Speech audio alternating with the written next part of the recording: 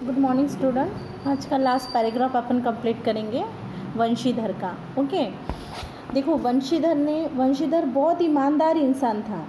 उसने पंडित आलूपदीन को पकड़ा था, है ना। और पंडित आलूपदीन का जो नमक की गाड़ियाँ थी वो पकड़ी थी, पर पंडित आलूपदीन इतना पैसे वाला था कि उसने वो वहाँ जेल से भी क्या हो गया, वो छूट गया। मीन्स उसको कोई भी गवाहीदार नहीं था, सिर्फ वंशीधर अकेला ही था जो वो गवाह दे सकता था। पर कोर्ट कचहरी का कैसा रहता है कि कोई भी इसको क्या चाहिए, गवाहीदार चाहिए। मीन्स एक के साथ में 2-3 जन चाहिए कि उन्होंने देखा होगा ये सब चीज़ें, पर कोई भी गवाहीदार नहीं रहने की वजह से पंडित आलूपदीन छूट गए और उनके घर गए, है ना।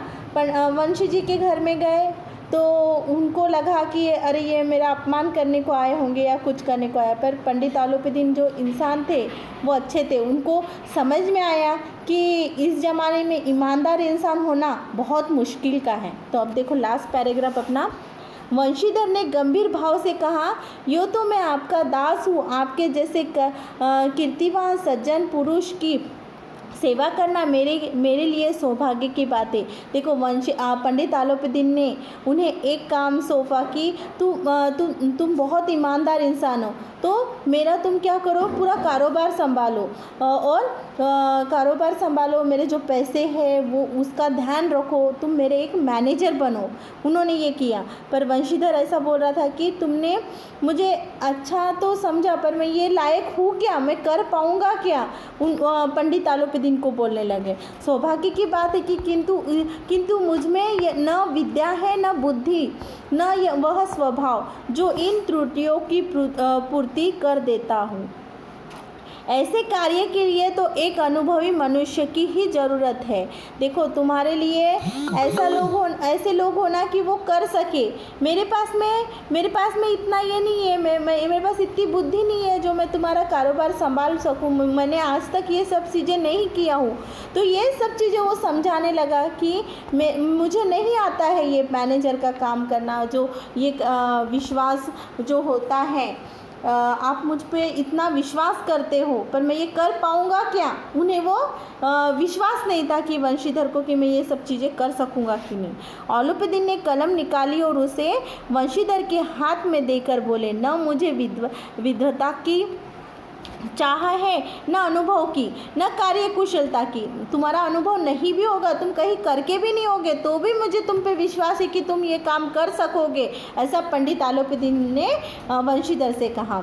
उन गुणों का परिचय खूब पा चुका हूँ। अब सौभाग्य और सुअवसर ने मुझे वह मोती दे दिया है जिसके सामने योग्यता और विद्वता की चमक फीकी है। यह कल्पना लीजिए, अधिक सोच विचार न कीजिए कि हस्ताक्षर कर दीजिए। मेरी ईश्वर से यही प्रार्थना है कि आपको सदैव वही नदी के किनारे वाले बेमरोध उद्घड़ कठोर परंतु धर्मिष्ठ दारोगा बना रखे। उसको एक दारोगा बना दिए गया कि वो पंडित आलूपदीन ऐसा ही इंसान ढूंढ रहा था कि कोई ईमानदार इंसान मिले और मेरा ये कारोबार संभाल सके।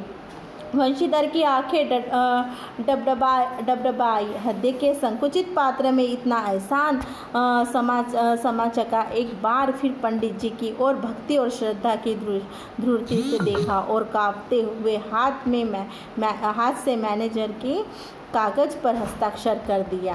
देखो आलूपदीन प्रफुल्लित होकर उन्हें गले से लगा दिया। आलूपदीन की इतनी बेइज्जती किए, इतना उनको ये किया, पर आलूपदीन को उसका गुस्सा नहीं आया। पंडित आलूपदीन को उसका गुस्सा नहीं आया। उनको एक सज्जन इंसान मिला, एक ईमानदार इंसान मिला कि वो दारोगा पद पर वो नमक की देखभाल कर सके। ऐसा इंसान उनको यहाँ पे मिला।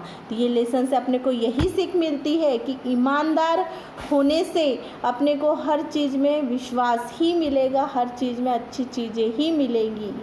ये लेसन में ये कहा गया है।